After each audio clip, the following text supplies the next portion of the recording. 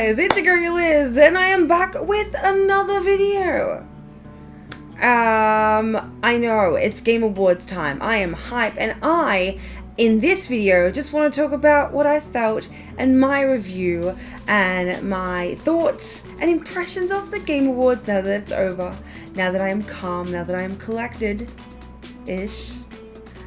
Yeah, it took some sleep for me to literally process what I thought I witnessed, and then I had to go back and confirm if what I witnessed was real. And I was drinking last night. Look, it's right here. And I have to tell you guys that I manifested during my stream. I told my viewers that I'm manifesting the Witcher action, and I drank to it. Okay? So that happened. And now we're here reflecting and talking about the Game Awards, what I loved and what I give it out of 10. So, let's go! Now guys, before I proceed with this video, here's a disclaimer.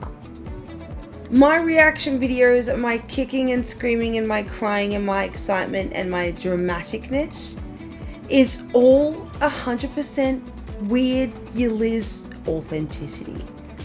That's just how I get excited about my games. You understand me? You know what I'm saying? That's just how passionate I am. And I'm not saying that people who do not react like that aren't passionate people. I just have weird ways of expressing it. And it just matches my personality because I'm very out there, I'm really loud, and I talk a lot. So yes, starting off by acknowledging Jeff Keighley. His outfit was dope. He looked great. He was standing tall, super proud. I'm a very emotional person, if you haven't realized that. And I say that leading into noticing how many times Jeff sort of got choked up before he announced whatever he was about to announce at that moment. And because I love people and I make it my daily job to study people, it's like my thing. Yeliz loves people. That's why I feel like I get along with everyone. It's because I'm gonna make you love me. I'm gonna find my way in. So I feel like I noticed him being so emotional a lot. I feel like I felt like I saw him crying for good reason. I'm a very empathetic person, and when I see someone get emotional about things that they're passionate about, that's how I express myself. So it's just nice to see that I'm not the only weirdo that cries for the shit that I love. So that was beautiful to see, and it just felt raw, it felt authentic, and I love real. You know, there's a lot of fake stuff that happens behind the scenes and in the world, and it's just nice to see real emotions come out. That's how I like it. Some of the announcers, the presenters, everyone who made a speech on stage just had such beautiful things to say, such amazing purposes. And you know, the guy that was wearing that Zelda jacket was just talking about how to make a safe place for people in the game development industry because of all the layoffs, and just acknowledging all the horrible stuff that happened and happens during game development is really scary for people who are up and coming, people who have worked for years. Like, just acknowledging that and not allowing, you know, anyone to take away what your passion is because of money, because of circumstance and technology. And, you know, like, everyone is important, and I loved that that was acknowledged throughout the show. It was so sweet. It was so good. Joseph Fares is always a treat, you know, with his authentic personality, his wholesome, genuine, you know, potty-mouthed. He's just my type of person. I love him. He's always a good time. He's always a good time. Snoop Dogg making an appearance in that wonderful suit that he was wearing was so beautiful. The performances were great. You know, Snoop with his new and Out with the Old, and everyone else that was performing, they were just beautiful, perfect performances. Like, everyone just had such great voices. The outfits were amazing. I loved it. Lorne Balfe and the orchestra, always fantastic. Every time I hear about Lorne Balfe, every time I see him, I think automatically Assassin's Creed 3. I love Assassin's Creed 3. Oh my lord. So I just love that soundtrack, and I see his name in it all the time. That's how I know of Lorne Balfe. Obviously in the orchestra as well. The flute guy was back. Everyone's incredible. The electric piano dude was also super funky. It was just mad. It was just lovely, and the vibes were great, and everything looked nice. The stage was stunning as well. But yes, you guys, so now I feel like I want to go back and recap, not the entire trailer, but sort of like go back and talk about my absolute highlights of the show. Nothing about the show sucked. No presentation was horrible. Everything was really funky. Everything was unique. And you know, nothing sucked. Everything was fantastic, but I just have a quiet taste. And I would just like to go through the best sort of announcements in my opinion in this video. So let's do that right now. You guys, opening the show with The Witcher 4 was absolute insanity.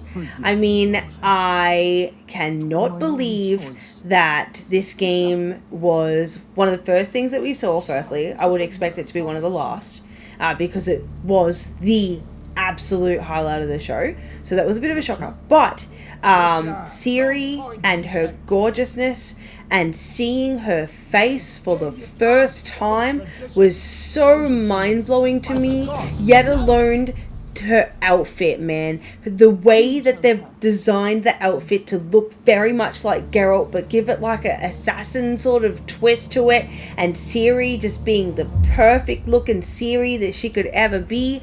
My goodness, I'm in love. 10 out of 10, everything about this whole thing. Another unexpected, weird, sort of excitingly confused moment in the history of Game Awards was this Elden Ring stuff. Now, my knowledge about this game is it's going to be a multiplayer, 3-person experience of a boss rush, sort of like a Fortnite-ish map where the fire gets smaller and smaller and smaller and you gotta kill the shit before you burn. If I remember correctly, or if I process that correctly. I could be wrong, but that's the idea. It's not a DLC, it's not a story continuation of anything, it's just extra Elden Ring randomness. No problem. I'm grateful. This is Elden Ring, the winner for many years to come. You know what I mean? The winner forever. I mean, that's just what Elden Ring did. And is still gonna do, and will make themselves present again for the Game Awards next year. Let's talk about it now. Hoping. But yeah, a little bit confusing, super cool, and the fact that like Dark Souls characters are gonna be in this game is... Tragedy must be averted. It's a lot. It's a lot. It's a lot for me to process, it's a lot for me to handle. And yeah, when I saw the Nameless King, my goodness, I died. I mean, that's crazy. That's crazy. It could be cool. Imagine them making like DLCs where they're going to bring like Bloodborne characters, Dark Souls 1 characters back. Imagine being able to fight Artorias again in the Wood of Elden Ring. Like, this is scary, this is big, this is crazy. Look at it, look. Ooh! Okay, we got to talk about the next game because a lot of potential, very confusing. I don't know how I feel, but I'm excited, at least, to say the least. My lord, you guys. So, long story short, I saw this. I did not comprehend what my eyes were processing. Nothing made sense. I saw the words Onimusha and I shat myself. Basically, this is how I did not see this. I don't recall seeing this. I don't know what happened to my vision. I was blinded by my own confusion or craziness. Don't know. Whatever works. I saw this creature and I'm like, why does it look familiar? I love the design. It was Onimusha. Wow, Onimusha. And why this freaks me out, guys, I have to express to you. When I was young, when I was getting into gaming, Onimusha was one of my very first mind-blowing gaming experiences, and here's why. I got into the game because I saw the cinematic trailer of Onimusha's Demon Siege, right? So I gotta tell you, when Peanut Yeliz was a gamer, baby Yeliz, she played a game called Onimusha 3.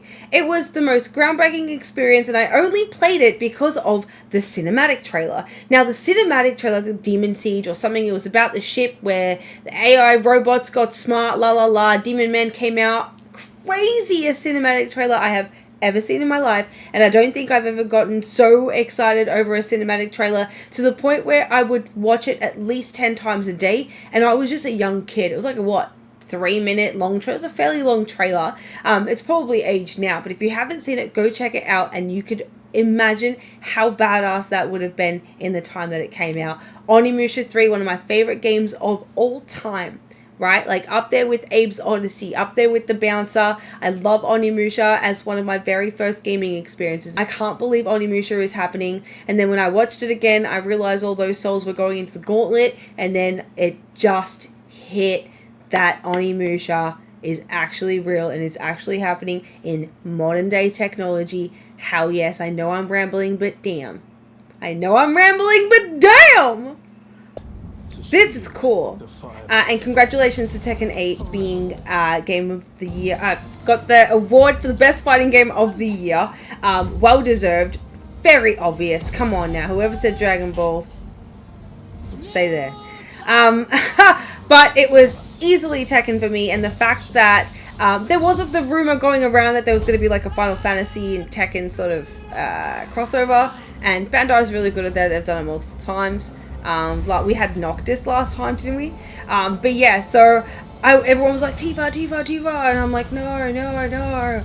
And the fact that it is the one and the only most amazing Clive Rossville. I love Final Fantasy 16, you guys, man. We get Torgal as well. Ifrit's there. We've got the Phoenix. Everything's going on. The stage, the level design. Torgal again. Amazing. Like, how could you not be excited about this? This is so dope. Guys, I am so hyped for this game, Split Fiction. It is made by Joseph Fares' team, Hazelight Studios. It is a strictly co-op game. If you don't play co-op, you suck, basically. That's his motto. He doesn't believe people need to play games on their own. He thinks people that play games on their own are stupid and that they shouldn't play games because it should be played with people. I love his passion for co-op. I trust his passion for co-op. It Takes Two is one of the best games I have ever played in my life. I've never played anything like it, and the fact that this is like a more realistic sort of like a fantasy and sci-fi version of It Takes Two is so exciting. If you've never played A Way Out, it's like a Prison Break game that you play co-op, and it is absolutely insane. Awesome experience. Very, very excited for this. If you haven't played any of those games and you want a co-op game, play that. But let me tell you guys, I am ready. This is so unique, and it just gets better the more you watch the trailer, but we're not going to do all that. They were just my favorites. There were so many other games that were announced that were super cool. Nothing was really bad, honestly. I just have a quiet taste. But yeah, so Intergalactic was really cool. We saw more of Crimson Desert. That was dope. The Hunt with the Post Malone collab thingamajig looked really cool, weirdly enough. Game of Thrones showed a game that looks already outdated, weirdly enough. Like, it looks like an old game that they're just showcasing, but I don't know, that was a really strange one to me, but it looked interesting. The Mafia was revealed as well. There's so many really cool games that we can talk about, but I'm not trying to do that right now. And you guys, I'm gonna stop yapping because I've done a lot of that already, and I'm gonna get to my score of what I give it from a scale of 10. And the Game Awards 2024, in Yeliz's eyes and in Yeliz's opinion, is going to be an 8.5, just because I don't feel like it deserves a whole 9. But I'm going to say 8.5 out of 10. You know, and as for speaking about the Game Awards, the nominees of the Game Awards were super interesting to me, but the winner of the Game Awards and the people that took it home was Team Asobi for Astrobot, which was honestly very, very well deserving. I had no ill feeling towards that. It didn't make me mad, and honestly, very, very, very well deserved. And I feel like it was PlayStation's 30th anniversary, and the fact that it was a PlayStation exclusive game just makes it so beautiful. Speaking of PlayStation 30th anniversary, I was able to get my hands on one of the controllers. I haven't even synchronized it yet, but I'm going to do that. But yes, I just feel like it's such a beautiful thing. Sorry guys. Astrobot, well done. Well done, well done! But yes, you guys, thank you so much for watching my video. I really appreciate you guys enjoying my reaction videos. Sorry that they're really squealy and loud and screamy, but It's just what I do. Thank you so much for watching. What did you think of the Game Awards? Honestly, what do you give it out of 10? Tell me seriously. And what are your favorite announcements of the show? What do you think? Tell me straight up, honestly. But yes, thank you so much for watching, you guys. Much love to you, and I'll see you in my next video or on my next live stream. Bye.